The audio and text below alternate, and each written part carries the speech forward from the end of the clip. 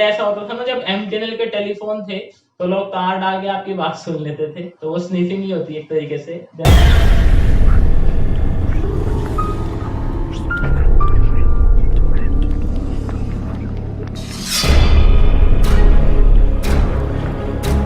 नमस्कार बच्चों, मैं दिनेश शर्मा आप सभी का स्वागत करता हूँ। आप देख रहे हैं साइबर वाला।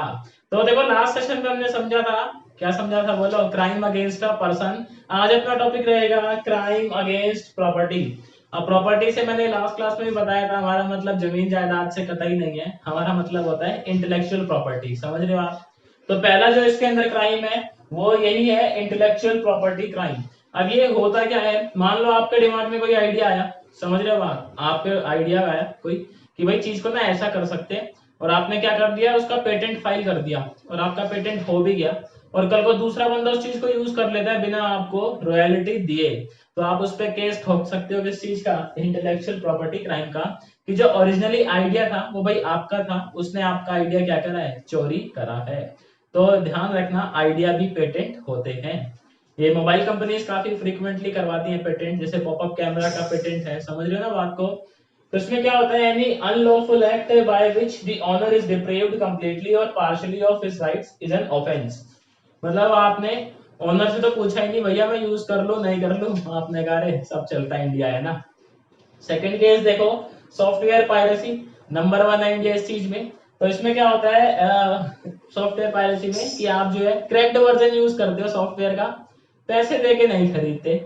इंडिया में 90% घरों में जो विंडोज है वो कैसी होती है? पायरेटेड होती है। इसका मतलब वो ऐसा होता है ना, नेहरू प्लेस वजीरपुर में होते हैं, चेले से पाटे घूम रहे होते हैं, और आप बोलते हो भैया विंडोज चाहिए, बोलते 50 रुपए लगेंगे, विंडोज मिल जाएगी कोई दिक्कत नहीं।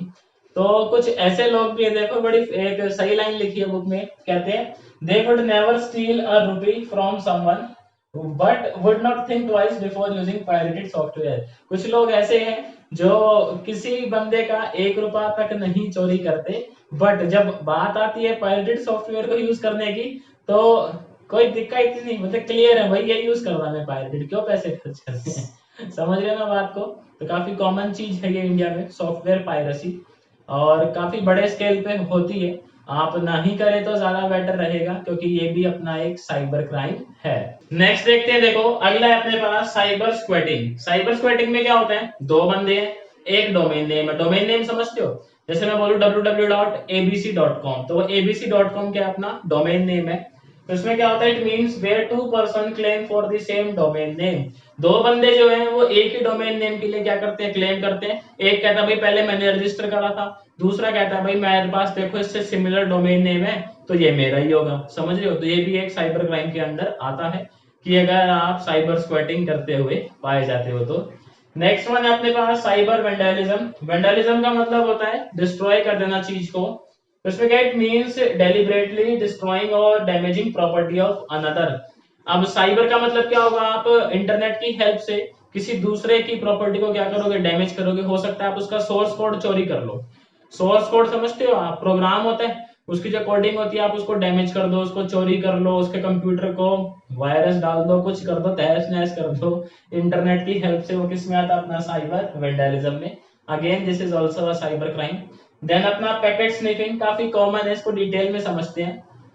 कहता था hacker intercepts the transmission between computer A and B. तो होता क्या है इसमें, देखो आपको एक क्लासिक एग्जांपल भी दूंगा इस चीज का मैं। ए है और बी है, आपस में दोनों बात कर रहे थे, ए और बी, बढ़िया बात चल रही थी इनकी। अब एक सी आ गया, सी क्या है, कान लगा के इनकी बातें सुन रहा है कि ये बात कर क्या रही है। उसी को हम बोलते हैं पैकेट स्निफिंग। पैकेट क्यों बोला जाता है? इंटरनेट पे जो डेटा जाता है वो पैकेट की फॉर्म में जाता है, छोटे छोटे, तो उस पैकेट को ही सुन लेता है जो सी बंदा है ना। ए और बी के बीच में पैकेट चल रहे होते हैं और सी उनको सुन रहा होता है, तो इसलिए हम इसको पैकेट स्निफिंग बोलते हैं। अब मैं इसका क्लासिक एग्जाम्पल बताता हूँ। पहले ऐसा होता था ना, जब एमटीएनएल के टेलीफोन थे तो लोग तार डाल के आपकी बात सुन लेते थे, तो वो स्नीफिंग ही होती है एक तरीके से। Then this is also cyber crime. अब इसको रोकते कैसे हैं, देखो होता क्या है, मान लो ए बंदे ने भेजा हेलो, क्या भेजा ए ने? हेलो। और बी पे क्या पहुंचेगा? हेलो पहुंचेगा। अगर ये हेलो ऐसे ही चला गया और सी ने जो है स्निफ कर लिया इस चीज को, तो सी को मालूम चल गया ए क्या बोल रहा है, बी को हेलो बोल रहा है। मान लो मैं व्हाट्सएप पे बात कर रहा हूँ भाई आपसे, मैंने आपको भेजा हेलो, और किसी और बंदे ने जो है वो पैकेट स्निफ कर लिया, तो उसको मालूम चल जाएगा मैं आपको हेलो भेज रहा हूँ। तो इससे हम प्रिवेंट कैसे करते हैं इस चीज को, मैं हेलो को हेलो ना करके एक कोड में कन्वर्ट कर देता हूँ। इसमें कन्वर्ट कर देता हूँ, एक कोड में कन्वर्ट कर देता हूँ। उसको हम कंप्यूटर की भाषा में बोलते हैं साइफर। क्या बोलते हैं बोलो? साइफर बोलते हैं। तो हम उसको साइफर में कन्वर्ट कर देते हैं। अब जो साइफर होता है उसको सी समझ नहीं पाता कि बात चल क्या रही है। सी अगर अपना पैकेट स्निफ कर भी लेता है तो उसको सिर्फ एक कोड दिखाई देता है, ये नहीं दिखाई देता कि बात हो क्या रही है दरअसल दोनों के दरमियान। बात समझ आई?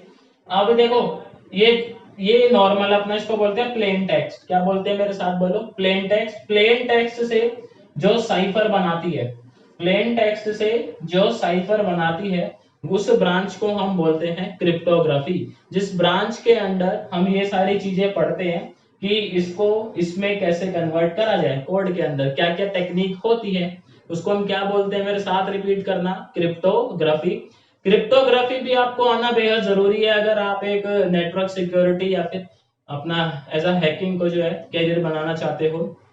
क्योंकि आज के टाइम में जितना भी डेटा ट्रांसमिट होता है नेट पे, सारा का सारा इनक्रिप्टेड होता है। इनक्रिप्टेड मतलब साइफर टेक्स्ट होता है।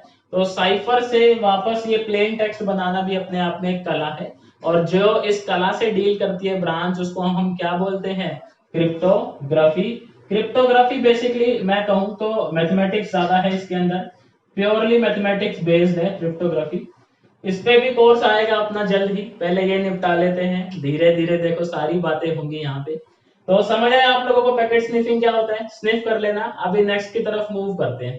नेक्स्ट देखो अपने पास है साइबर ट्रेसपास। इसमें क्या होता है? It means to access someone's computer without the right authorisation of the owner and does not disturb, alter और डैमेज द डेटा। तो इसमें आप क्या करते हो? आप सामने वाले कंप्यूटर को बिना किसी उसके ऑथराइजेशन के लॉगिन कर देते हो। देन बस आप ऑब्जर्व करते हो कि सामने वाला बंदा क्या कर रहा है, क्या क्या एक्टिविटीज जो परफॉर्म करता है वो अपने कंप्यूटर में। बाकी आप उसकी फाइल को नहीं छेड़ते, डेटा को नहीं छेड़ते, कोई मिसयूज नहीं करते, कोई डिलीट नहीं करते। बट फिर भी क्या है, आप ये एक साइबर क्राइम है, क्योंकि आपने अगले बंदे से ये नहीं पूछा कि भैया मैं तेरे कंप्यूटर में लॉगिन कर लूं। समझ रहे बात को? तो साइबर क्राइम में आती है चीज भी। देन अपने पास है सलामी अटैक। सलामी अटैक मोस्टली बैंक अकाउंट पे होता है। इसमें क्या होता है? The key here is to make the alteration so insignificant that in a single case it would go completely unnoticed.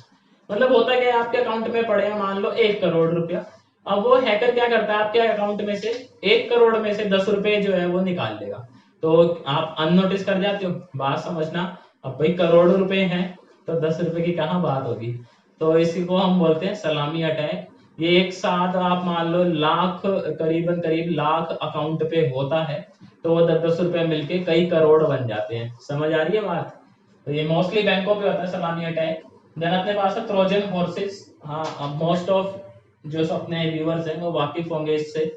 इसमें क्या होता है? Trojan horses are programs that appear to be doing what the user wants while they are actually doing something else. मान लो आपने, वो होता है ना कहीं आप सॉफ्टवेयर इंस्टॉल करते हो, उसके साथ में फ्री फंड में 2-3 सॉफ्टवेयर इंस्टॉल हो जाते हैं। मान लो आपने सॉफ्टवेयर इंस्टॉल करा एंटीवायरस, ठीक है, कहीं से डाउनलोड कर लिया आपने एंटीवायरस। अब एंटीवायरस के साथ है एक ट्रोजन हॉर्स। तो आप जब एंटीवायरस इंस्टॉल करोगे आपको क्या लगेगा कि एंटीवायरस अपना काम कर रहा है, लेकिन उसके पीछे एक ट्रोजन हॉर्स चल रहा है जो हो सकता है की लॉगर हो। मतलब आप जो भी टाइप कर रहे हो कीबोर्ड पे, वो किसी को ईमेल कर रहा हो, आपकी स्क्रीन रिकॉर्ड करके भेज रहा हो, आपको नहीं मालूम वो क्या कर रहा है। हो सकता है आपकी फाइल डिलीट कर दे, विंडोज को करप्ट कर दे, कुछ मॉडिफाई कर दे। समझ रहे हो बात को? तो इसीलिए बोला जाता है कि जिस सोर्स पे ट्रस्ट नहीं है वहां से सॉफ्टवेयर डाउनलोड नहीं करने चाहिए। क्यों नहीं करने चाहिए? ये करते हो ना आप लोग, टोरेंट पे से निकाल लेते हो, तो हो सकता है उनके अंदर क्या हो, ट्रोजन हॉर्स हो और आपको मालूम ना चले। तो बात कर लेंगे डेटा डिडलिंग की। इसमें क्या होता है? It involves changing data prior और during input into a computer. मतलब मान लो आपका साइबर कैफे है, आप फॉर्म वॉर्म भरते हो और कोई आपके पास आता है कि भैया मेरा फॉर्म भर दो, और आप क्या करते हो, जानबूझ के उसके फॉर्म में जब डेटा फिल करते हो तो गलत फिल करते हो।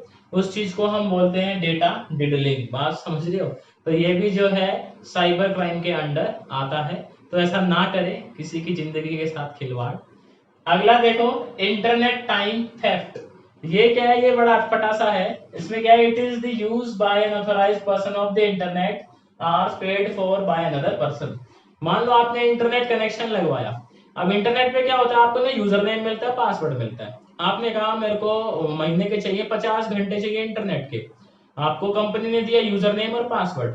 आपका यूजर नेम पासवर्ड किसी और ने लॉग इन कर लिया और वो नेट यूज करे जा रहा है मजे से, तो आपके तो चले गए ना भाई, 50 घंटे जो लिए थे आपने वो तो चले गए आपके। तो इसी को हम बोलते हैं इंटरनेट टाइम थेफ्ट अटैक। बात समझ रहे हो कि आपका इंटरनेट कोई और यूज कर रहा है। कैसे कर रहा है, लॉगिन करके यूज कर रहा है आपकी यूजर नेम और पासवर्ड से। देन लास्ट है अपने पास ईमेल हैकिंग। ईमेल हैकिंग तो सभी जानते हैं।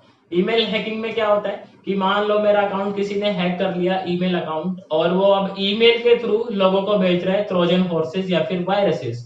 तो और वो उनको भेज रहा है जो मेरी कॉन्टेक्ट लिस्ट में है। तो जैसे ही मेरी कॉन्टेक्ट लिस्ट में जो बंदे हैं उनको ईमेल मिलेगा तो वो क्या सोचेंगे, अरे ये तो इसने भेजा है। अटैचमेंट अगर कुछ भेजी है तो सोचेंगे कुछ काम की भेजी होगी, खोल के देखते हैं। और जैसे ही वो अटैचमेंट खोलेंगे, वायरस क्या हो जाएगा उनके कंप्यूटर के अंदर, दाखिल कर जाएगा और फिर जो धमा चौकड़ी मचाएगा कंप्यूटर में जाके वायरस। बात समझ लो। तो आज के लिए इतना ही था मेरी तरफ से। अगर आपको ये समझ आया तो वीडियो को लाइक बनता है, चैनल को सब्सक्राइब बनता है, बेल आइकन को प्रेस कर देना नहीं करा हुआ है तो दोस्तों के साथ शेयर कर देना। फिर मिलता हूँ आपसे मैं एक नेक्स्ट वीडियो में नए टॉपिक के साथ।